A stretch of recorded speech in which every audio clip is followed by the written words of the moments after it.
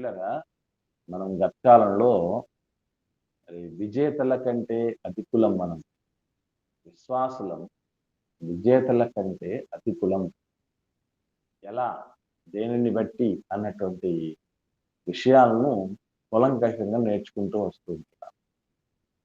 గతంలో మనం ఎందుకు విజేతల కంటే అతికులం అన్నటువంటి దాన్ని ఒక 3 కారణాలు నేర్చుకోవటం జరిగింది. ఎవరికైనా 3 కారణాలు గుర్తున్నాయా? లేదా 2 గాని, 1 గాని గుర్తున్న వాళ్ళు ఒక్కసారి మీరు రిపీట్ చేస్తే వినాలని నేను ఆశపడుతున్నాను. సరే, ఎవరైనా గుర్తున్న వాళ్ళు రిపీట్ చేయండి దయచేసి.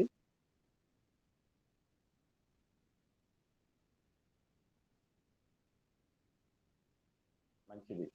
మీరు అలా గుర్తున్నటువంటి పరిస్థితి లేకపోవటానికి కూడా కంటిన్యూటీ కొంచెం గ్యాప్ అనేది రావటం అని కారణం అనుకుంటున్నాను. దానికి తోడు ఈ యొక్క కొత్త అంశం కనుక అంత ఈజీగా గుర్తుండకపోవచ్చు. కాబట్టి దయచేసి ఏం చేస్తారంటే చదువున్నటువంటి వాళ్ళందరూ కూడాను ఖచ్చితంగా నోట్స్ రాసుకోవటం మాత్రమే కాకుండా దానిని మధ్య మధ్యలో నెంబర్ వేస్తూ దాన్ని తిరగేస్తూ ఏంటి నేర్చుకున్నాం మనం అన్నటువంటిది స్పృహలో కలిగి ఉండటానికి ప్రయత్నం చేయాలి. ఒకటి. రెండవది ఏంటంటే విషయాలన్నీ కూడా మనకు రికార్డింగ్స్ రూపంలో జేసీసీ ఆన్లైన్ బైబిల్ క్లాసెస్ అనే మన యూట్యూబ్ ఛానల్లో ఉంటున్నాయి. ఇంకా వాటిని కూడా మీరు వాకప్ చేస్తూ ఉండటం అనేది చాలా మంచిది. అంటే నేను మన విషయమే కాదు, మీ సంఘాల్లో కూడా మీ సహవాసాల్లో కూడా ఈ రెగ్యులారిటీ అనేది విన్నటువంటి వాక్యం పట్ల లేకపోతే స్పృహ లేకపోతే నిర్లక్ష్యం వహిస్తే ఖచ్చితంగా మనం పోతాం. కాబట్టి దయచేసి అట్లాంటి పరిస్థితులు దయచేసి కలిగి ఉండకండి. కొంతమంది పరిస్థితి ఏంటంటే నోట్స్లో రాసింది చూస్తే తప్ప మళ్ళీ గుర్తుకురా. అలాంటి పరిస్థితులు దయచేసి కలిగి ఉండకండి. ఇకపోతే నెక్స్ట్ టైం నుంచి కూడా ఒకసారి అడుగుతూ ఉంటాను మీకు, అంటే మిమ్మల్ని అలర్ట్ చేయటానికి లేదు, ఇబ్బంది పడటానికి. మిమ్మల్ని ఇబ్బంది పడితే నాకేం వస్తుంది చెప్పండి. కనుక భక్తి జీవితంలో స్పృహ కలిగి ఉండటం, చురుకుదనం కలిగి ఉండటం చాలా ప్రధానమైన విషయం. మనము ఒకనాటి యూదుల వల్లే ఉండరాదు. వాళ్ళు కూడా ఏం చేశారంటే నిత్యము విన్నారట, కానీ గ్రహింపే లేకుండా ఉన్నారు. నిత్యము చదువుతున్నారట, అని గ్రహింపు లేకుండా. ఏం ప్రయోజనం? గ్రహింపు ప్రధానమైనది. కొంతమంది ఎంత తింటూ ఉన్నా కూడా బక్కపలుచుగా ఉంటారు. చూస్తున్నాం కదా మనం. అలా ఎందుకు ఉంటారు అని అంటే ఏమంటారు చెప్పండి? దానికి కారణం తెలుసా మీకు? 2 కారణాలు చెప్తూ ఉంటారు. ప్రధానంగా మొదటి కారణం ఏంటి? ఎంత తింటూ ఉన్నా బక్కబలుచుగా మనిషి ఉంటే దానికి ఫస్ట్ రీజన్ ఒకటి చెప్తారు. గుర్తుందా ఎవరికైనా? అన్నం ఒంటికి పట్టలేదు. ఒంటికి పట్టలేదు అనేది ఒక కారణం. Very good. ఇంకొక కారణం దీనికంటే, అంటే ఇది పాజిటివ్ వేలో చెప్పే మాట. నెగిటివ్ది ఒకటి చెప్తారు. చెప్పండి ఎవరైనా. అదే ఎక్కువ చెప్తారు అందరి కారణం.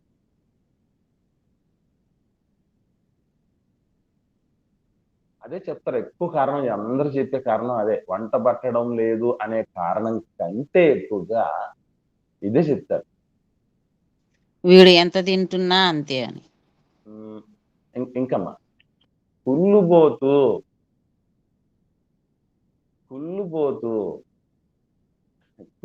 కాబట్టి నీ ఎంత తింటున్నా అట్లాగే ఉంటున్నావు అని చెప్తూ ఉంటారు. చెప్తూ ఉంటారు కదండి, బేసికల్గా చెప్తూ ఉంటారు కదండి. మనకి ఒక విధంగా చెప్పాలంటే మనకు మైండ్ సెట్ చాలా క్లియర్ అవుతుంది, మంచిగా మారుతుంది అని చెప్పడానికి సిగ్నల్ ఏంటంటే ఇదే. ఎందుకంటే ఇలాంటి నెగిటివ్ థాట్స్ అంత ఈజీగా మనకు రావటం లేదు అన్నా కూడా అది మంచి విషయమే. అండి మంచి విషయం.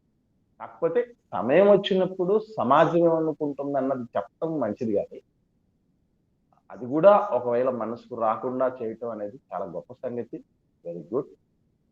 అయితే కుళ్ళు ఎక్కువ ఉంది, ఆ కుళ్ళు తగ్గించుకో, బాగా తిన్నది వంట పడుతుంది, ఒళ్ళు చేస్తావు అని చెప్తారు చాలా. ఇక్కడ మనం గమనించాల్సిన విషయం ఒకటే, ఇన్ కేస్ దేవుడి మాటలు లోపలికి ఇంకకపోవటానికి, గట్టిగా పదిలంగా ఉండకపోవటానికి మనం అనవసరమైనవి ఏమైనా లోపల స్టోర్ చేసుకున్నామేమో, అదొక్కసారి మనం ఆత్మ పరిశీలన చేసుకోవాలి. రెండవది, ఏదైనా ఒకటి గుర్తు పెట్టుకోవటం ఎందుకు సాధ్యం అవుతుంది అని అంటే, మర్చిపోకండి, వాటి మీద మనకు ఎక్కువ ప్రేమ ఉన్నప్పుడు మర్చిపోము.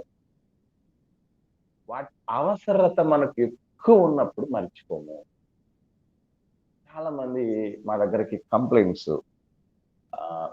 తీసుకొస్తూ ఉంటారు. విశ్వాసం ఏమనంటే, ఆ ఆ బ్రదర్, మేము చదువుతున్నది మర్చిపోతున్నాం. ఎట్లా గుర్తుపెట్టుకోవాలి? మీరు ఈ విషయాలన్నీ గంటల తరబడి ఎట్లా చెప్తున్నారు? రెఫరెన్స్లు ఎలా వివరిస్తున్నారు? లింక్ ఎట్లా చేస్తున్నారు? ఎట్లా గుర్తు పెట్టుకుంటున్నారు? కొన్ని రెఫరెన్స్లు అయితే మీరు టకీమని చెప్పేస్తారు. దాన్ని బైబిల్లో చూడకుండానే కూడా చెప్పేస్తారు, ఓరల్ గా చెప్పేస్తారు. ఇది ఎట్లా సాధ్యం అవుతుంది? మాకు సాధ్యం కావట్లేదే అని కొంతమంది అడుగుతూ ఉంటారు. ఇలా అడుగుతున్న వాళ్ళందరికీ, ఒకవేళ ఇన్ కేస్ మీకు కూడా దైవజనులను చూసినప్పుడు ఇటువంటి సందేహం కలిగినప్పుడు తెలుసుకోవాల్సినటువంటి విషయం ఇదే. మీకు కూడా ఎవరికైనా ఇలాంటి డౌట్ వచ్చిందా? నాకైతే చాలా సార్లు వచ్చింది మీ విషయంలోనే. రైట్. చాలా సార్లు ఆ చాలా మందికి వచ్చి ఉంటుంది, మంచిదే అది. కానీ ఇక్కడ గుర్తుపెట్టుకో విషయం ఏంటంటే, నేను ఒకసారి చెప్పాను ఒక ఎగ్జాంపుల్, గుర్తుందో లేదో. మీటింగ్స్కి వెళ్ళినప్పుడు జొన్నగిరి, కర్నూలు జిల్లా జొన్నగిరి ప్రాంతంలో మీటింగ్స్కి వెళ్ళినప్పుడు నా అద్దాలు మర్చిపోయాను. ఎక్కడ మిస్ అయితే అక్కడ మీటింగ్స్ ఏర్పాటు చేస్తున్నటువంటి వ్యక్తులు, బ్రదర్ మనకు హైదరాబాద్ పాలన సెమినార్ కూడా వస్తుంది కదా, వాళ్ళ నాన్నగారు, బాబాయ్ అద్దాలు ఎక్కడో కనబడకుండా పోయాయి బాబాయ్ అని అంటే, ఆయన అన్న మాట ఒకటే, నాయన నీకు చెత్తవారం ఉందా అని. అంటే సైట్, కళ్ళు సరిగ్గా కనపడకపోవటం, ఆ సమస్య ఏమన్నా ఉందా అని అంటే, పెద్దగా ఏం లేదు బాబాయ్ అని చెప్పా, అందుకే పోయాయని చెప్పి. ఏంటిది? నాకు చాలా ఆశ్చర్యం అనిపించింది. అదేంటి బాబాయ్ అని అడిగాను నేను. అంటే ఆయన అన్న మాట ఏంటంటే, నాయన నీకు పూర్తిగా కళ్ళు కనపడని పరిస్థితుల్లాగా ఉంటే నీ అద్దాలు నువ్వు పోగొట్టుకోవు. ఎందుకంటే అవి లేకపోతే నువ్వు చూడలేవు గనక, నీకు దాంతో అవసరం ఎక్కువ ఉంటుంది గనక నోరు మూసుకొని జాగ్రత్తగా పెట్టుకుంటాను. నాకు చాలా కరెక్ట్ అనిపించింది అది. ఎంత అద్భుతమైనటువంటి ఆలోచన పెద్దలు చేస్తారు అని నాకు అనిపించింది. నిజమే. దాంతో ఎక్కువ అవసరం ఉంటే మర్చిపోమండి మనం. మర్చిపోం. ఎప్పుడైనా ఎప్పుడైనా గుర్తుపెట్టుకోండి, దేనితో ఎక్కువ అక్కర ఉన్నది అని మనం అనుకుంటాం, దాన్ని ప్రియారిటీ ఇస్తామో, ఎట్టి పరిస్థితుల్లో మేమెందుకు మర్చిపోము అని అంటే, ఇప్పుడు మీ దగ్గర మర్చిపోయి వచ్చి మాట్లాడాం అనుకోండి, ఏం చెప్తాం మీ దగ్గర? ఏం మాట్లాడగలం? లేదు ఏదన్నా ప్రశ్న అడిగారు, మాకు జవాబే తెలియనప్పుడు ఏం చెప్పగలం? కాబట్టి ఈ అక్కర అనేది ఉంది. దీనికోసం మేము ఏం చేయాలి? నోరు మూసుకొని కూర్చోబెట్టాలి. మీకు అక్కర లేదు. మీరు ఎవరికైనా చెప్పే బాధ్యతో, లేకపోతే ఎవరినైనా రక్షించాలన్నటువంటి యావో, లేకపోతే ఇవి తెలియకపోతే ఎదుటి వాళ్ళకి ఇబ్బంది అవుతుంది, నేను చెప్పకపోతే నాకు కష్టం అవుతుందనో, ఇలా ఏదో ఒక్కటి మనకంటూ లేకపోతే మనకు గుర్తు ఉండదు. మనకు గుర్తే ఉండదు. అవసరం అన్ని ఆవిష్కరణలకు అమ్మలాంటిదట. అవసరం లేనప్పుడు నాకేం అవసరం? మర్చిపోవటానికి కారణం లేదు. బిడ్డల్ని ఎందుకు మర్చిపోం ఎప్పుడు? బిడ్డల్ని ఎందుకు మర్చిపోము? బిడ్డలకు పెళ్లి రోజులు మర్చిపోము. బిడ్డల పుట్టినరోజులు మర్చిపోము. మీకు ఎప్పుడైనా డౌట్, ఇంట్లో ఏ వస్తువులు ఎక్కడ పెట్టామో, వంటగదిలో ఎన్ని సరుకులు, ఎన్ని సామాన్లు ఉంటాయి, ఎప్పుడన్నా మర్చిపోతాం మీరు ఎప్పుడన్నా? అవి మర్చిపోమే. అసలు మర్చిపోము. అసలు ఇంట్లో మీకు స్విచ్ బోర్డులలో కూడా ఫ్యాన్‌కి స్విచ్ ఏంటి? ఏది? లైట్‌కి స్విచ్ ఏది? దేనికి ఏ స్విచ్ అనేది ఎప్పుడైనా మర్చిపోతారేంటి? గుర్తుంటది. ఎందుకంటే వాటిని పదే పదే చేసాం. వాటి అవసరత మనకుంది. అందుకే గుర్తు. కాబట్టి నాకు తెలిసి మీరు దైవికమైనటువంటి విషయాలు గుర్తుండట్లేదు అనంటే, ఖచ్చితంగా దాని అవసరం మీకు లేదు అనే పరిస్థితి మైండ్‌కి తెచ్చుంటేనే మర్చిపోతారు. ఒకటి. అది ప్రధానమైనటువంటి కారణం. తర్వాత వాటి విలువ తెలియకపోవడం. విలువ తెలియనటువంటి గొర్రెలు కాచుకునేవాడు ఎలాగైతే ముత్యాల కుప్ప కనపడితే రతనాల కుప్ప, వాడు కనబడిన పక్షికి, పిట్టకు కొట్టేస్తున్నాడు క్యాటపల్ట్లు పెట్టుకొని. అలాగ మనం తయారయ్యాం. అలా ఎప్పుడూ ఉండకూడదు. దయచేసి నేను చెప్పే మాటలనే కాదు పిల్లరా. మీ సంఘాల్లో, సహవాసాల్లో ఎక్కడైతే దేవుడి మాట వినబడుతున్న ప్రతి చోట, ప్రతిసారి ఇదే గుర్తుంచుకోవలసిన అక్షరం ఇది. ఏమండి? ఆల్రెడీ 4, 5 సార్లు చెప్పి ఉంటా ఒక రెఫరెన్స్. మళ్ళీ ఒకసారి చెప్పండి అని అడుగుతారు. అంటే ఈ 4, 5 సార్లు ఎక్కడ పోయారు మీరు? ఎక్కడ పోయి ఉంటారు?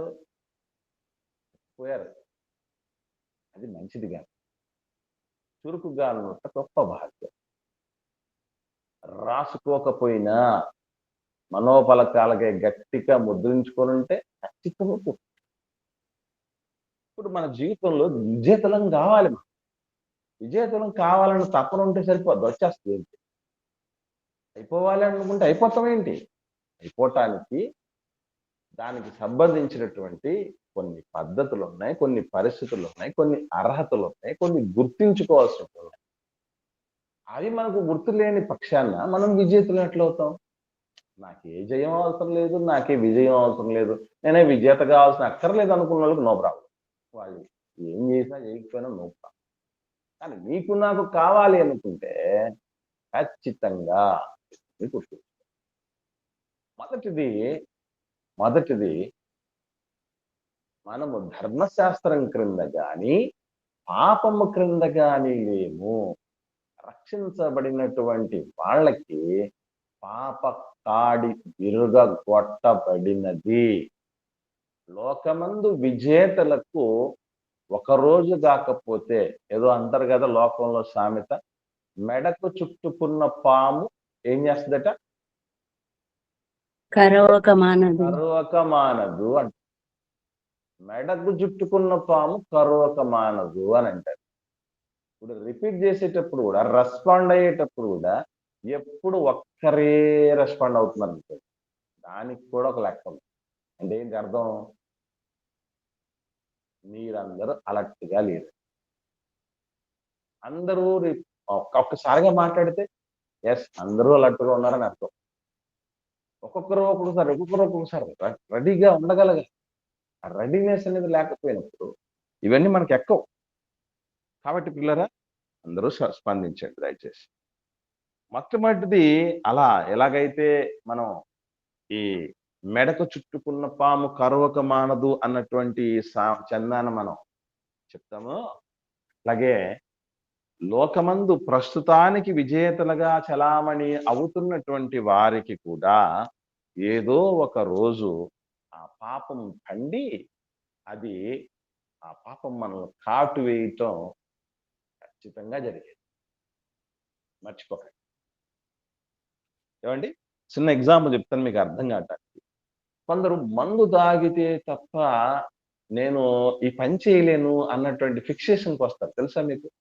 అట్లాంటోళ్ళని చూసారా ఎవరన్నా? నేను సిగరెట్ తాగితే తప్ప కొన్ని పనులు చేయలేనండి. నా మెదడు సరిగ్గా పని చేయదని చెప్తారు. నేను ఆకు వక్క ఏసుకుంటే తప్ప, నేను సీరియల్ చూస్తే తప్ప, నేను ఒక సినిమా చూస్తే తప్ప, నేను ఈ పనులు చేయలేనండి. నాకు ఒక ఊపు రాదండి అని చెప్తూ ఉంటారు. ఇలాంటోళ్ళని మీరు చూసారా ఎవరన్నా? చూసినాను. నేను టీ తాగితే తప్ప వేరే పని చేయలేను. టీ తాగకపోతే పనులేం చేయలేమంటారు కొంతమంది. నాకు మెదడు పని చేయదంటారు. కాఫీ తాగకపోతే మెదడు పని చేయదంటారు కొంతమంది. ఏంటి ఇట్ట పిచ్చి పిచ్చి అంటే న్యూస్ పేపర్ చదవకపోతే నాకు కొంతమంది చెప్తూ ఉంటారు. మా కాలకృత్యాలు కూడా తీరవంట. కాలకృత్యాలంటే అర్థమైంది కదా మీకు? 1, 2 కూడా రావు అన్నటువంటి రీతిగా ఉండేవాళ్ళు కొంతమంది ఉంటారు. రకరకాలైనటువంటి పిచ్చి కలిగినటువంటి వాళ్ళుంటారు. కానీ ఈ అడిక్షను ఒకరోజు మనిషిని కబళించక మానదు. సారా సర్పం లాంటిది. అది కాటేస్తది అని దేవుడు ఏ రోజో చెప్పాడు. కాకపోతే అది ప్రస్తుతానికి మనకు ఆభరణంగా అనిపించొచ్చు, ధైర్యంగా అనిపించొచ్చు, బలంగా అనిపించొచ్చు, ఒక శక్తిలాగా నడిపించేదనిపించొచ్చు. కానీ అది నిజం కాదు. ఏదో ఒక రోజున ఈ పాపపు కాడి క్రింద చితికిపోక తప్పదు రక్షణ లేని ఏ ఒక్కరైనా. మనము గూడా, మనము గూడా మరలా గతకాలపు పాపాన్ని మన బ్రతుకుల్లోనికి అలో చేశామంటే, అనుమతించామంటే, మనకు కూడా అట్టి పతనము తప్పదు. ఇది మొట్టమొదటిది మనం తెలుసుకుందాం. ఇక రెండవది ఏం తెలుసుకుందాం మనం అని ఆలోచించగలిగితే, పరిశుద్ధాత్ముని యొక్క నడిపింపు మనకు ఉన్నది. మనము పరిశుద్ధాత్మని నడిపింపులో ఉంటున్నాము. అది రక్షించబడినటువంటి వారికి మాత్రమే సొంతమైనటువంటి ఒక ఆధిక్యత. అందుకే లోకమందు విజేతలకు కొంత నడిపింపు ఉండొచ్చు. వాళ్ళు మరొక విజేతను చూసి స్ఫూర్తి పొంది ఉండొచ్చు. లేదా తల్లిదండ్రుల యొక్క ప్రోత్సాహంతో ముందుకు పోతూ ఉండొచ్చు. లేదా మంచి మంచి శ్రేయోభిలాషులు, ఆత్మీయులు, బంధువులు, మిత్రులు ఎవరి యొక్క ప్రోద్బలంతోనైనా నడుస్తూ ఉండొచ్చు. అది అంతము వరకు కాదు. తుదమట్టుకు నడిపించగలిగిన చక్కనైన నడిపింపు, పరిశుద్ధాత్మని యొక్క నడిపింపు ఏ రీతిగా ఉంటది అనేది మేము ఇంతకుముందు కూడా మీకు చెప్పడం జరిగింది. మనం డిస్కస్ చేసుకోవటం జరిగింది. అదే ఇప్పుడు కాలంలో పరిశుద్ధాత్మని ప్రేరణ అన్నది ఇప్పుడు కాలం ప్రేరణ లేదు అన్నటువంటి విషయం. అలాగే ఏ సిద్ధపాటు లేకుండా ఉన్నటువంటి వ్యక్తిని ఆ రోజు పరిశుద్ధాత్ముడే మాట్లాడిస్తాడు అనేది కూడా జరగదు అని తెలుసుకున్నాం. మరి ఎలా ఉంటుంది ఇప్పుడు ఆయన నడిపింపు అనంటే, లేఖనాలను అనుసరించి బ్రతుకుటయే, దానికి విధేయత చూపించి జీవించుటయే పరిశుద్ధాత్ముని నడిపింపు. కనుక దానికి పూర్ణముగా సిద్ధపాటు ఎవరైతే కలిగి ఉంటారో, ఆ లేఖనాల్లో ఉన్నటువంటి సారం ఎవరైతే గ్రహించి బ్రతుకుతారో వాళ్లకు విజయం తథ్యం. ఆ విజయం కూడా అత్యధికమైన విజయం అని అంటారు దేవుడు. కనుక మనకు పరిశుద్ధాత్మని యొక్క నడిపింపు కూడా ఉన్నది. ఇది రెండవ ఆధిక్యత. మూడవ ఆధిక్యతను గురించి కూడా మనం గత కాలంలో నేర్చుకున్నాం. అదే మనము దేవుని పిల్లలం. దేవుని పిల్లలం అన్న ఆధిక్యతే ప్రపంచంలో విజేతల కంటే మనల్ని అధికులుగా నిలబెట్టగలదు. ఎందుకనంటే అప్పుడప్పుడు చెప్తూ ఉంటారు. మా చిన్నమ్మాయి ముఖ్యమంత్రి గారి దగ్గరికి అవార్డు తీసుకున్నప్పుడు చాలా మంది అన్న మాట ఏంటంటే, ఎంతైనా పులి కడుపున పులి పడుతుంది కదా, మాస్టారు కదా, సారు కదా, టీచరు కాబట్టి టీచర్ కూతురు కదా కాబట్టి ఆ విధంగా ఉండటం పెద్ద వింతేం లేదు. అంటే ఎవరి బిడ్డ అయినందుకు ఈ స్థితి అని అంటే ఒక టీచర్ బిడ్డ అయిన టీచర్ బిడ్డ అయితేనే ఇంత విజయం అవుతుందా?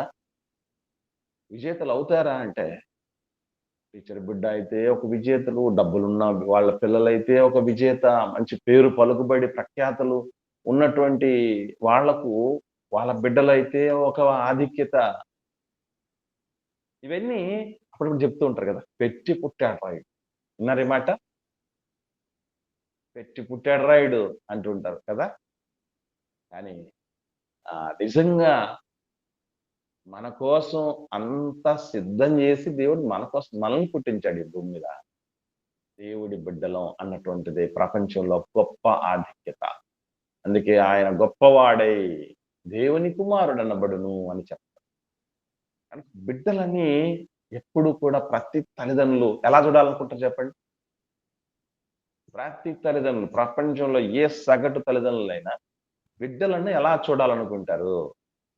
గొప్పగా చూడాలనుకుంటా. ఒక విజేతగా చూడాలనుకుంటారు. Very good. ఒక విజేతగా చూడాలనుకుంటారు.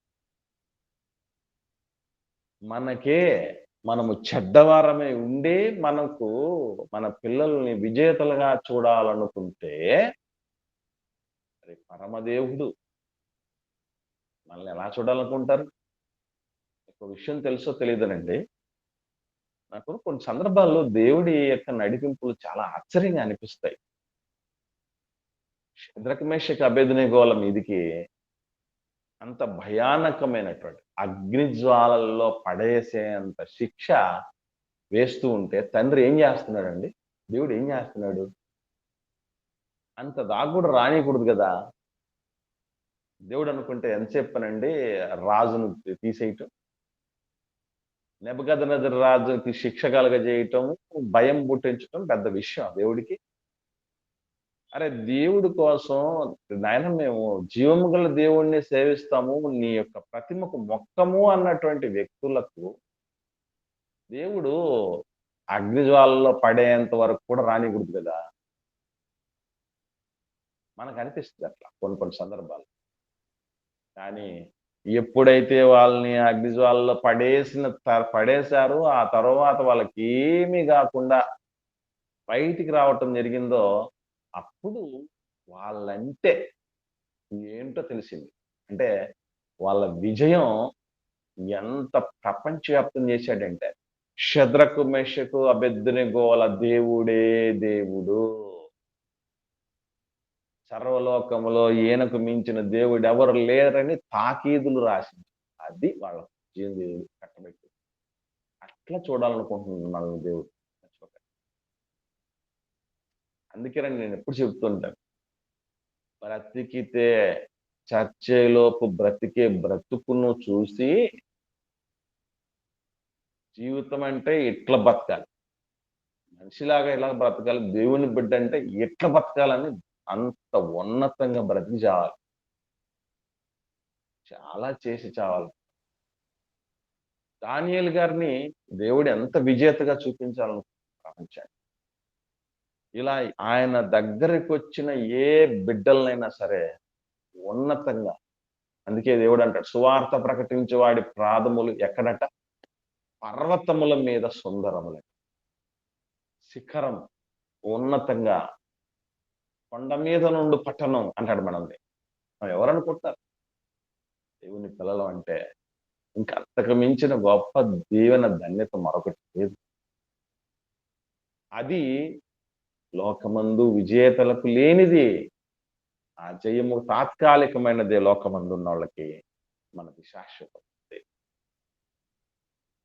ఇది 3 ఆధిక్యతలు. ఇక 4వ ఆధిక్యతలోనికి వద్దాం.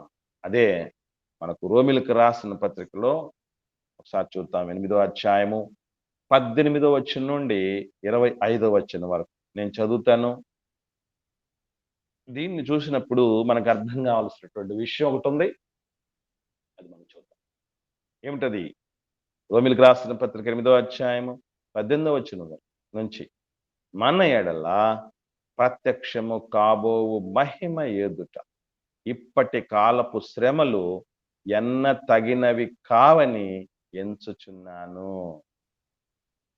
మన ఎడల ఏం ప్రత్యక్షం కాబోతుందటండి? మన ఎడల ప్రత్యక్షం కాబోయేది ఏమని చెప్తున్నాడండి పౌలు గారు ఇక్కడ? మహిమ. మహిమ. మహిమ అంటే ఈ మహిమ అంటే ఏంటి అనుకుంటున్నారు? మహిమ అంటే ఏమనుకుంటున్నారు?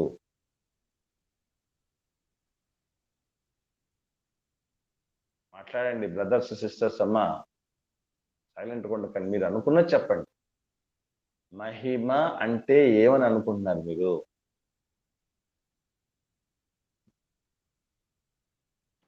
దేవుని నుండి వచ్చేది నా బయలువెడలు దేవుని నుండి వచ్చేది. ఓకే అమ్మా, అదే దేవుడి నుంచి వచ్చేదే ఏంటి అనేదమ్మా ఒక క్లారిటీగా మనం. కరెక్టే, దేవుడి నుంచి వచ్చేదమ్మా 100%. చెప్పండి అమ్మా. ఓకే, ఇంకా మనము కాదు అనుకున్న దాన్ని జరిగించడమే మహిమ. ఓకే, ఇంకా ఇంకా చెప్పండి.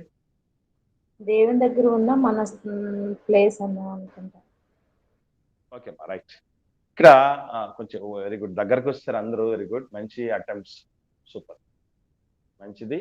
ఇక్కడ గుర్తుపెట్టుకోవాల్సింది ఏంటంటే మనుషులందరూ పాపము చేసి దేవుడు అనుగ్రహించు మహిమను పొందలేకపోతున్నా అన్నారు కదా. అక్కడున్న మహిమ ఏంటి అనుకుంటున్నారు?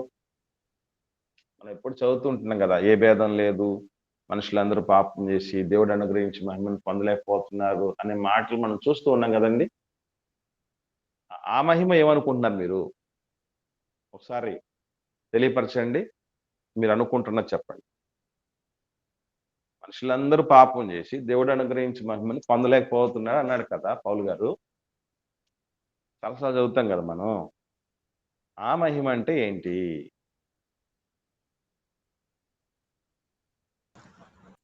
పరలోక రాజ్యం పోగొట్టుకున్నాం అనేసి ఆ మహిమను మనము. ఓకే రైట్, అదే అదే అదే ఇంకోసారి క్లారిటీగా చెప్పాలంటే రక్షణను లేకపోవటం, అంతేనా? ఎందుకంటే పాపాలు ఒప్పుకొని కడిగేసుకుంటే వచ్చేది రక్షణ. అంటే మనం దేవుని పిల్లలవటం లేదా బాప్తిసం తీసుకోవటం, రక్షణ పొందుకోవటం మొదటిది మహిమ. మహిమ అది ఒకటి. రెండవది ఏంటంటే రాబోయే మహిమ, అది పరలోకపు ప్రాప్తి. మనం పొందుకోపోయే అక్షయ జీవితం లేదా అనంతకాలపు ఆనందం, దీన్ని మహిమ అంటారు. ఏమండి, ఇది గుర్తుపెట్టుకోండి. ఈ రెండు. మొదటిది ఏంటి? మొదటిది ఏంటంటే మహిమ అంటే రక్షణ. రక్షణ. మొదటి మహిమ ఏంటంటే మనం పొందుకున్నటువంటి రక్షణనే మహిమ. ఇక రెండవ మహిమ ఏంటంటే రాబోయే పరలోకపు జీవితం. ఇది మహిమ అంటే. సో మన ఎడల ప్రత్యక్షము కాబోవు మహిమ ఎదుట ఇప్పటి కాలపు శ్రమలు ఎన్న తగినవి కావని ఎంచుతున్నాం. అసలు మనం ఏమని ఎంచుతున్నాం? పౌలు గారు ఈ మాట మాట్లాడడం అనుకున్న ఉద్దేశం ఏంటంటే, నేనైతే ఎంచుతున్నాను ఇప్పటి కాలపు శ్రమలు ఎన్నదగినవి కాదు. ఎందుకంటే మన వల్ల ప్రత్యక్షం కాబోయే ఉంది. అంటే ఆల్రెడీ ప్రత్యక్షమైన మహిమ పొందుకున్న రక్షణ అయితే, కాబోయే రక్షణ, కాబోయే మహిమ, అది మనం పొందబోయే అక్షయ అనంతకాలపు ఆనంద జీవితం. దాని ఎదుట ఇప్పుడున్నటువంటి శ్రమలు ఎన్నదగినవిగా. అంటే మనం గుర్తుపెట్టుకోవాల్సిన విషయం ఏంటంటే, విజేతల కంటే మనం ఎందుకు అధికులం అవుతాం అంటే, మనకు ఒక పొందబోయేటటువంటి మహిమ యొక్క నిరీక్షణ ఉంది. మనం భవిష్యత్తులో ఒక గొప్ప మేలు పొందబోతామన్న నిరీక్షణతో బతకాలి.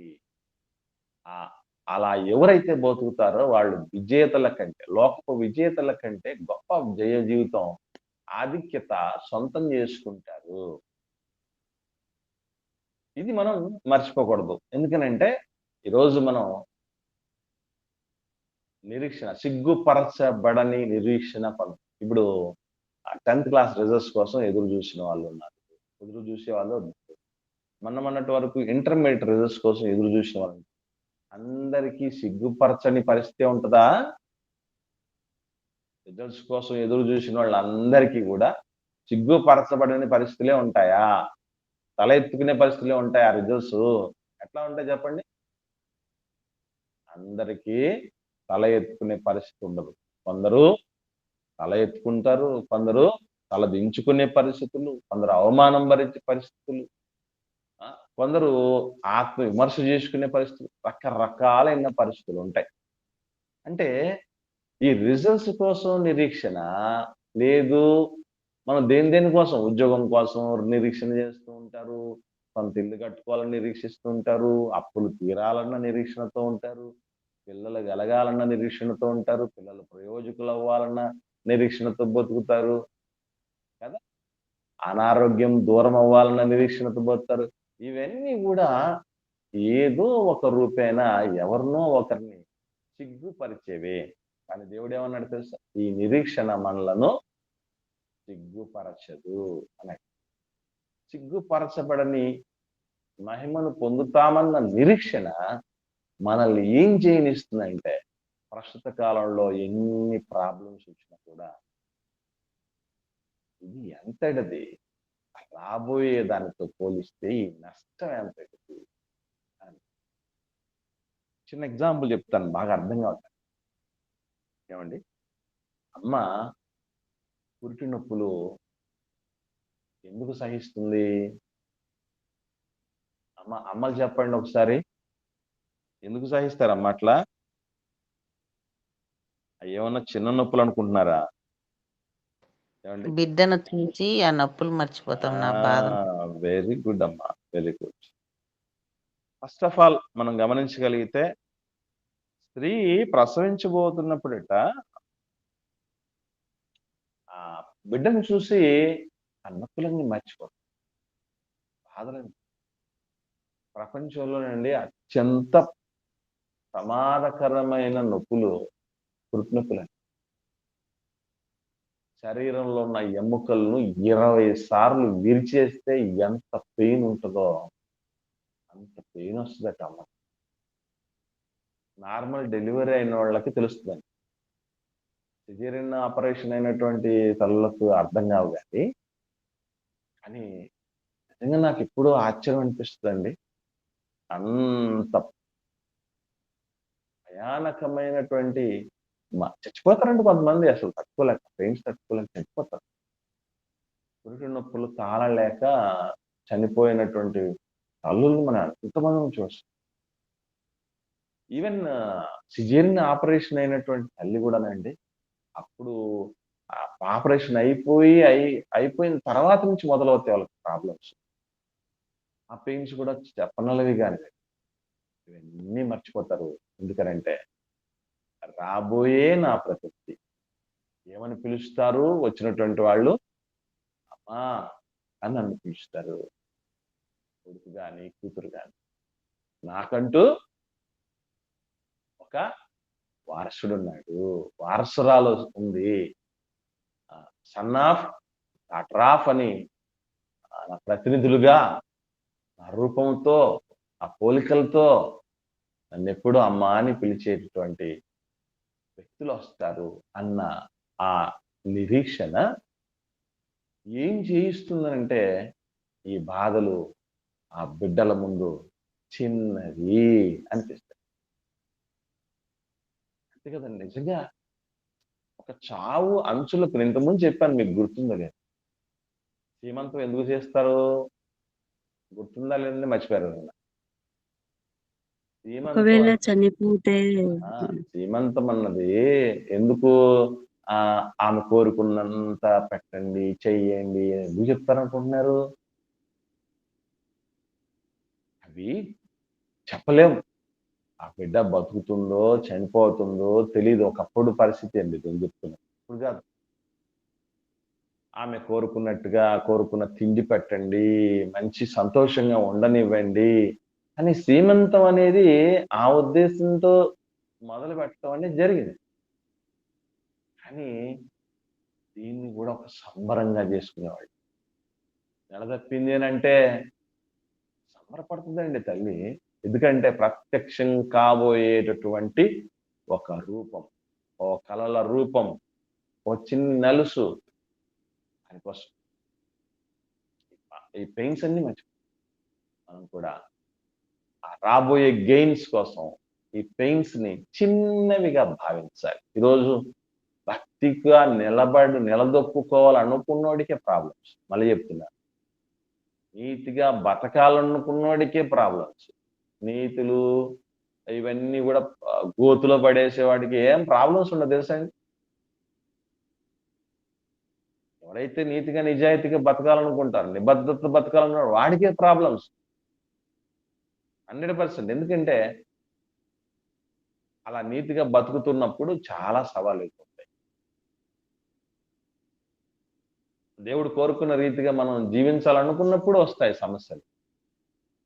అలాంటి వాళ్ళకి సమస్య, అలాంటి వాళ్ళకి ఇబ్బంది, అలాంటి వాళ్ళకి ఇరుకు. ఏది నాకు అక్కర్లేదండి, నా ఇష్టం వచ్చి నేను బతుకుతా అనుకున్నవాడికి ఏ ప్రాబ్లమ్స్ ఉండవు. కాబట్టి మనం రాబోయేటటువంటి మహిమ కోసం ఏం చేయాలి? ఈ లోకంలో ఉన్నటువంటి వాటిని చిన్న వాటిగా భావించాలి. చాలా చిన్న వాటిగా భావించాలి. అదే అంటున్నాడు పౌలు గారు. మనకు పొందబోయేటటువంటి మహిమ అనేటటువంటిది ఒకటి ఉంది. దాని ఎదుట ఇవన్నీ ఎనదగినవి కాదు. 19వ వచనంలో దేవుని కుమారుల, రోమిలకు రాసిన పత్రిక 8వ అధ్యాయం 19వ వచనంలో దేవుని కుమారుల ప్రత్యక్షత కొరకు సృష్టి మిగుల ఆశతో తేరుచూచుచు కనిపెట్టుచున్నది.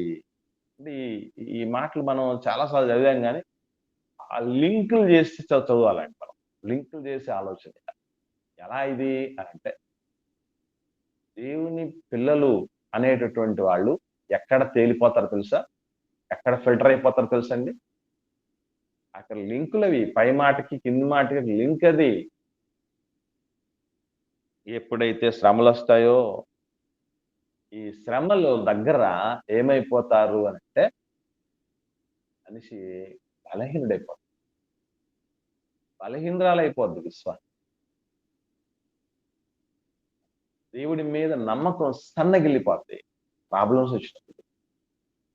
అందుకే అలాంటి ప్రాబ్లమ్స్ వచ్చినా నిలదొక్కుని దేవుని కుమారులుగా ప్రత్యక్షం అయ్యేటటువంటి వారు ఎవరయ్యా అని దేవదూతలు ఎదురు చూస్తున్నారు. దేవదూతలు ఎదురు చూస్తున్నారు.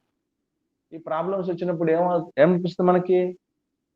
మనకు ప్రాబ్లమ్స్ వచ్చినప్పుడు ఫస్ట్ ఎవరు గుర్తొస్తారు తెలుసా అండి?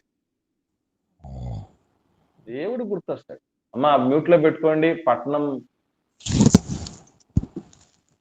అమ్మా సుకన్య గారు మ్యూట్ లో పెట్టుకోండి సిస్టర్ దయచేసి. సో మనకి ఇక్కడ గమనించాల్సినటువంటి విషయం ఒకటే పిల్లరా, ఏంటంటే ఫస్ట్ ఆఫ్ ఆల్ దేవుడు గుర్తొస్తాడు ప్రాబ్లమ్స్ వచ్చినప్పుడు. అందులో కూడా ఏమని గుర్తొస్తాడు? ఏదో ఈ ప్రాబ్లం నుంచి గట్టెక్కించే దేవుడు నువ్వేనైనా, గతకాలంలో నాకున్న సంకటాలన్నింటినీ కూడా నువ్వు బయటపడేసావు కదా అక్కడి నుంచి, ఇప్పుడు కూడా నువ్వే చేయాలి నాయనా, రేపు నువ్వే చేయాలి. నాకు చాలని దేవుడు నిన్న నేడు రేపు అన్నటువంటి రీతిగా అది గుర్తురాదు. నన్ను చిన్న చూపే చూశాడు దేవుడు. చిన్న వయసులోనే మా ఆయన్ను తీసుకెళ్ళిపోయాడు అని బాధపడే ఆడకూతుర్లు కొందరైతే, మరికొంతమంది ఉన్నటువంటి బిడ్డల్ని, మంచి బిడ్డల్ని ఇవ్వలేదు, మంచి తోబుట్టుల్ని ఇవ్వలేదు, మంచి అత్తగారింటిని ఇవ్వలేదు అని ఏ ప్రాబ్లమ్స్ వచ్చినా దేవుడి మీదకి ఒంటికాల మీద లేచిపోయే వాళ్ళు చాలా మంది ఉంటారు ప్రపంచం. ఇప్పటికీ అంటారు ఏమని చాలా మందిని, ముఖ్యంగా జీవిత భాగస్వామి విషయం.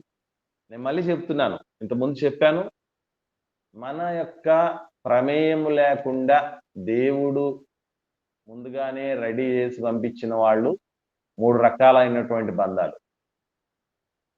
ఖచ్చితంగా మనం విఘ్నతతో కనెక్ట్ చేసుకోవాల్సిన బంధాలు 3 బంధాలు ఉన్నాయి. అవి గుర్తున్నాయా, మర్చిపోయారా? ఏమిటో చెప్పండి ఒకసారి.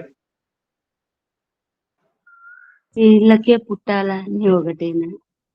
తల్లిదండ్రులు అక్క. తల్లిదండ్రులు అన్నది దేవుడి యొక్క చాయిస్, మనకి ఇవ్వలేదు ఒకటి. రెండోది దైవ సేవకుల్ని అన్న, అలాగే దైవ సేవకుల్ని, అలాగే అది కాదమ్మా, ఒక చిన్న విషయం దయచేసి గమనించండి. ముందుగా మన ప్రమేయం లేకుండా 3 రకాలైన బంధాలను దేవుడిస్తాడు. ఆ 3 రకాలైన బంధాలు ముందు మనం క్లియర్ చేద్దాం. తర్వాత ఖచ్చితంగా మన ప్రమేయంతో ఏవేమి మనం కనెక్ట్ చేసుకోవాలనేటటువంటిది ఆలోచన చేద్దాం అమ్మా. ఇప్పుడు మొదటిది ఏంటి? తల్లిదండ్రులు. అది మనకు చాయిస్ ఇవ్వాల. ఎవరికి పుట్టాలి, ఏం సంగతి అనేది మనం సెలెక్ట్ చేసుకునేటువంటి అవకాశం లేదు. ఇంకా సోదరులు ఎన్నా సోదరులు ఎస్ వెరీ గుడ్ అన్న. తోబుట్టువులు భర్త భార్య భర్త నో నో నో అది కాదన్న. పిల్లలు వెరీ గుడ్. మీరు ఇంత కన్ఫ్యూజన్ అవుతున్నారు కాబట్టి నేను రిపీటెడ్ గా మళ్ళీ అడుగుతున్నాను. మర్చిపోకండి. మళ్ళీ మన ప్రమేయం లేకుండా దేవుడే సెలెక్ట్ చేసి పంపించినటువంటివి 3 రకాలైన బంధాలు. 1 తల్లిదండ్రులు, 2 తోబుట్టువులు, 3 పిల్లలు. ఇప్పుడు ఖచ్చితంగా మన విఘ్నతతో, మన తెలివితేటలతో, మన వివేచనతో కనెక్ట్ చేసుకోవాల్సిన బంధాలు 3 ఉన్నాయి. అందులో దేవుణ్ణి మనం ఇన్వాల్వ్ చేయకూడదు. మళ్ళీ చెప్తున్నా, దేవుణ్ణి ఇన్వాల్వ్ చేయకూడదు అక్కడ. మొదటిదేంటి అంటే జీవిత భాగస్వామి. ఏమంటే మీరు గమనించండి, మనం అనుకుంటాం కానీ ఏమని దేవుడే జతేశాడు, దేవుడే జతపరిచాడు, దేవుడే కనెక్ట్ చేశాడు. కొన్ని జీవితాలు చూసినప్పుడన్నా మనకు అర్థం కావాలి కదండి. అప్పుడప్పుడు చెప్తూ ఉంటారు, తప్పు చేశా, రాంగ్ సెలక్షన్ అనిపిస్తుందా లేదా? చాలా మందికి మనకు అనిపించకపోయినా కొందరు చూసినప్పుడు అనిపిస్తుందా లేదా? అసలు సూటబులే కాదు. అలా అనిపించకూడదు. ఏమండి? వద్దని అలాంటిది మనము చేసిన మిస్టేక్. అలాగని ఇప్పుడేం వదిలేసేయకండి. నేను చెప్పేది అదే. కరెక్ట్ అయిపోయిన తర్వాత ఇక మనం ఎప్పుడు జీవితకాలంలో అంతవరకు ఉండాల్సిందే. మనం ఒక రోజుకి ఏ స్థితికి ఎదగాలో గుర్తుపెట్టుకోండి. పిల్లలకు సంబంధాలు చూడటం అనేది మన చేతుల్లో పెట్టుకొని కూడదు. మళ్ళీ చెప్తున్నా, మనకు దేవుడిచ్చిన దైవజనుడి దగ్గర చేతులు పెట్టాలి పిల్లలు. అయ్యా, మీరు మా బిడ్డల్ని, మమ్మల్ని చిన్నప్పటి నుంచి చూస్తున్నారు. మీరు దైవికమైనటువంటి కోణంలోనే పిల్లలకు మంచి సంబంధాలు చూడగలరు. ఇందులో మేము అంత ఎక్స్పర్టైజ్ అయినటువంటి వాళ్ళం కాదని దైవజనుడి చేతుల్లో పిల్లలు పెట్టాలి. ఈ కాలంలో ఎవడున్నాడండి అట్లాగా? పిల్లలు అసలు అమ్మ నాన్నలు అప్పగించే స్థితిలో లేరు, పిల్లలు కూడా ఆ స్థితిలో లేరు. ఎవరికి రిస్క్ లేకుండా ఏం చేస్తున్నారండి? వాళ్ళకు వాళ్ళే చేసేసుకుంటున్నారు. మీకెందుకులేండి ఈ రిస్క్ అని అలాగున్నారు. కానీ అది కాదు పరిస్థితి. ఎందుకంటే ముఖ్యంగా మిగతా వాళ్ళ సంగతి ఏమో కానీ మ్యారేజెస్ దగ్గర చాలా విషయాల్లో కాంప్రమైజ్ కాకుండా నేను ఉండాలనుకుంటాను. ఎందుకంటే అది ఒక రోజు పని కాదండి, తరతరాలు నిలిచేటటువంటిది. అందుకే నేను వివాహం పాట రాయటం జరిగిన దాంట్లో దేవుడే వేసిన శాశ్వత పంటే వివాహమే, చిన్న పంట కాదు. అందుకే ముందే కనెక్ట్ అయ్యేటప్పుడే చాలా జాగ్రత్తగా ప్రార్థనాపూర్వకంగా సత్యవాక్య ప్రమాణంతో కనెక్షన్స్ అనేది ఏర్పాటు చేసుకో. అది నాకు తెలిసి ఎంత గొప్ప విశ్వాసులు అందరికంటే కాస్త చక్కగా మంచిగా తెలిసినటువంటి వ్యక్తి దైవజనుడే. చక్యమైతే శాతనైతే ఏం చేయాలంటే బిడ్డల వివాహాలు దైవజనుడికి అప్పగించడం ఉత్తమమైన పని. ఇది గుర్తుపెట్టు. ఇకపోతే రెండవది ఏంటి? మన ఛాయిస్తో వచ్చేది, ఛాయిస్తో తీసుకోవాల్సినవి అంటే స్నేహితులు. స్నేహితులు చాలా ప్రభావం చూపుతారు, మర్చిపోకండి. ఒక పండ్ల బుట్టలో, ఒక గంపలో చెడిపోయిన కుళ్ళిపోయిన పండు ఉండిందంటే దాని చుట్టూ ఎన్ని పండ్లైతే కనెక్షన్తో ఉంటాయో ఆ పండ్లన్నీ చెడిపోతాయి. అది సహవాసంలో ఉన్నటువంటి ఆ దోషం అంత ప్రధానంగా పనిచేస్తుంది. అందుకే మన సావాసగాళ్ళు ఎవరో అందుకే చెప్తూ ఉంటారు, నువ్వెవరో చెప్పాలంటే నీ ఫ్రెండ్ ఎవరో చెప్పంట. విన్నరి మాట, నువ్వెవరో తెలియాలంటే నీ ఫ్రెండ్ ఎవరో తెలియాలి. ఇక మూడవది, మనల్ని నడిపించి దైవజనుడు. నాన్నని అమ్మను సెలెక్ట్ చేసుకునే భాగ్యం ఇవ్వని దేవుడు దైవజనుని సెలెక్ట్ చేసుకునేటటువంటి అవకాశం మనకి ఇచ్చాడు. ఎందుకనంటే రేపు మహాలోకానికి పరలోకానికి నడిపించటానికి మార్గదర్శిగా ముందుండి అన్ని చూసుకోవాల్సిన వాడు దైవజనుడే. ఈరోజు మనం దైవజనులు చాలా లైట్ తీసుకుంటున్నాం, కానీ మీరు కూడా మీ దైవజనులు ఎలా తీసుకుంటున్నారో తెలియదు, కానీ బైబిల్ మాత్రం అలా లైట్ తీసుకోని చెప్పలేదు. మార్గదర్శకులు దైవజనులను చెప్పాడు, మందకు మాదిరులని చెప్పబడి, ఆత్మలు కాసేటటువంటి వాళ్ళని చెప్పాడు, ఆత్మల లెక్కలు వాళ్ళే అప్పచెప్పాలని చెప్పబడి. మీ ఆత్మే దైవజనుడు స్వాధీనం, దైవజనుడు క్రీస్తు స్వాధీనం, క్రీస్తు తండ్రి స్వాధీనం. ఇది పద్ధతి. కాబట్టి ఈ పద్ధతులు ఎవరు కూడా పాటించకపోతే మన ప్రమాదం. అంటే ఇవన్నీ మీకు ఎందుకు చెప్తున్నానంటే, మన మిస్టేకులు కూడా మనం ఏం చేస్తాం, దేవుడి మిస్టేక్ కింద చెప్తాం. దేవుడు నా మీద ఈ రీతిగా మంచి భార్యని ఇవ్వకుండా, మంచి భర్తని ఇవ్వకుండా కక్ష తీర్చుకున్నాడు అని అంటాం. ఎవరికి నచ్చి చేసుకున్నాం? పిల్లోడు నచ్చాడు అన్నారా లేదా? మీరున్న మీకు అస్సలే ఇష్టం లేకుండా జరిగిన పిల్లలు ఎంతమంది ఉంటాయండి? ఏదో పాతకాలంలో సంబంధమే లేకుండా ఎవరు మూసుకొని పలానోడు చేసుకొని అంటే ఏం మారు మాట్లాడకుండా చేసుకున్నా ఎవరో వాళ్ళు పెద్దలు ఉండొచ్చు తప్పితే, ఇక మిగతా వాళ్ళు ఇప్పటి కాలంలో ఎట్లాంటి పరిస్థితి, నాకు నచ్చితేనే అన్ని విధాలుగా నాకు నచ్చాలి అప్పుడు చేసుకుంటాను అనే పరిస్థితి కదా ఉండేది. ఇది నువ్వు నేనేదో మనం ఇష్టం వచ్చినటువంటి రీతిగా చేసుకొని దాన్ని తీసుకొచ్చి దేవుడి మీద వేసేస్తే పద్ధతే కాదు. కాబట్టి పిల్లల మనకి రాబోయేటటువంటి మహిమ ఎదుట ఇటువంటివన్నీ కారణాలు కాదు. అసలు నిజంగా మన తప్పిదముతో వచ్చిన కారణాలు కూడా దేవుడి మీద వేసే స్థాయి మనదైతే, దేవుడి వలన వచ్చినా కూడా, దేవుడు పరీక్షించటానికి ఇచ్చినా కూడా దానిలో నమ్మకంగా బ్రతికి అందులో జయ జీవితం పొందినటువంటి భక్తులు వాళ్ళు. ఎంత తేడా వాళ్ళకి మనకి. కాబట్టి గుర్తుపెట్టుకోండి, పౌలు గారు ఒక మాట అన్నారు. ఆఖరిగా ఈ మాట మిమ్మల్ని అడిగి నేను క్లోజ్ చేసే ప్రయత్నం చేస్తాను. ఏంటంటే, పౌలు గారికి చావైతే లాభం అన్నాడు కదండి, చాలాసార్లు చూసాం కదా. ఏంటి లాభం? దేవుని చూసి అదృష్టాన్ని కాదు. మనకు ఫిలిప్పీలకు రాసిన పత్రిక ఒకసారి 1:23 ఒకరు చదవండి, ఒకసారి చూద్దాం. మంచి మాట. ఫిలిప్పీలకు రాసిన పత్రిక 1:23. ఈ రెండింటి మధ్యను ఇరుకునబడి ఉన్నాను. నేను వెడలిపోయి క్రీస్తుతో కూడా నుండవలెనని నాకు ఆశయున్నది. అది మేలు. చాలక్క, వెడలిపోతే ఎక్కడికి వెళ్తాడట? క్రీస్తు వెడలిపోతే నేను క్రీస్తు ఉండాలి అంటే వాళ్ళు ఏమి ఆ మహిమ కోసం ఎంతగా ఎదురు చూస్తున్నారు అని అంటే, పౌలు గారు హెబ్రీలు రాసిన పత్రికలు అంటారు, వాళ్ళు రాళ్లతో కొట్టబడ్డారు, రంపలతో పోయబడ్డారు, అడవుల్లోనూ భయానకమైనటువంటి పరిస్థితుల మధ్య ఉన్నారు, దిక్కులేని పరిస్థితుల్లో ఉన్నారు, ఆకలి దప్పులతో అలమటించిపోయారు. అటువంటి వాళ్లకు ఈ లోకం యోగ్యమైనది కాదు అని మాట చెప్పలేదు. వాళ్ళందరూ కూడా మనం అందరం ఆ రాబోయేటటువంటి మహిమను పొందటానికి ఇక్కడ మూలుగుతున్నాం.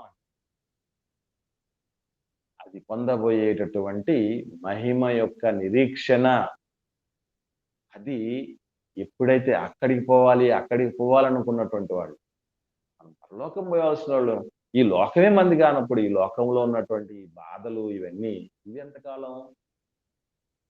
అది ఎంతగానో మనలో ఫలాన్ని ఇస్తుంది, ఎంతగానో స్ఫూర్తినిస్తుంది. కాబట్టి విజేతలకు లేనిటువంటి నిరీక్షణ నాకు ఉన్నది, అదే మనం పొందబోయే మహిమ. కాబట్టి పరలోకము నుండి మన కోసం ఒక అక్షయ దేహం అనేది రాబోతుంది. దానికోసం మనం నిరీక్షిస్తున్నాం. ఇందులో నుంచి ఈ దేహంలో నుంచి వెడలిపోయి క్రీస్తుతో కూడా ఉండిపోవాలి మనం అని ఎదురు చూస్తున్నాం. ఎదురు చూస్తున్నప్పుడు లాజర్ గారి విషయంలో నేను చాలాసార్లు ఆలోచన చేశా. క్యారెక్టర్ అంటే నాకు చాలా ఇష్టం. ఎంత ఇష్టం అంటే ఆ పేరే నేను పెట్టుకున్నా, లాజరస్. ఆయన ఒక్క రోజు కూడా దేవుణ్ణి ఒక్క మాట పల్లెత్తు మాట అనకుండా ఎట్లా ఉండగలిగాడండి ఆ పరిస్థితుల్లో? ఒకటే, ఎంతకాలం ఈ కురుపులు ఎంతకాలం, ఈ కుక్కల నాకుడు ఎంతకాలం, ఈ ఆకలి ఎంతకాలం, ఎంత ప్రాబ్లమ్స్ వస్తే అంత తొందరగా వెళ్ళిపోతాం, ఎన్ని సమస్యలు వస్తే అంత తొందరగా వెళ్ళిపోచ్చేస్తాం అనేటటువంటి భావనలో ఆయన ఉన్నాడు. కానీ లోకంలో విజేతగా చలామణి అవుతున్న ధనవంతుడు ఉన్నాడు. వాడి జీవితం ఏమైపోయింది? అగ్నిజాలలో యాతన పడుచు నీటి చుక్కకు కూడా నోచుకొని దయనీయమైన స్థితి. అదే లోకమందు విజేతలకు లేని భాగ్యం దేవుడు మనకి. కనుక పిల్లరా, 4వ ఆధిక్యత మనకు నేర్చుకున్నాం. అదే మనకు మహిమ పొందగలము అన్న నిరీక్షణతో ఉన్నాం. అదే విజేతల కంటే అధికులుగా మనలను నిలబెట్టగలదు. లాజర్ గారి దగ్గర డబ్బు లేదు, ధనవంతుడి దగ్గర ఉన్న ఏ ఫీచర్స్ లేవు, కానీ ఒక్క నిరీక్షణతో బతుకుతున్నాడు. కన్ను మూస్తే నా కోసం నెమ్మది ఉన్నది. దేవదూతల చేత కొనుక్కోబడిన గొప్ప భాగ్యం ఈ లోకపు విజేత అన్న ధనవంతుడికి లేదు సుమా, అది గమనించాలి. నెక్స్ట్ డే మనం విజేతల కంటే అధికులం ఎలా అవుతాము అన్నటువంటి మరొక ఆధిక్యత గురించి తెలుసుకునే ప్రయత్నం చేయాలి. విన్న వాటిలో ఎవరికైనా ఏమైనా సందేహాలు ఉంటే దయచేసి అడగండి. లేని పక్షాన అధ్యక్షుల వారు సమయం తీసుకోండి.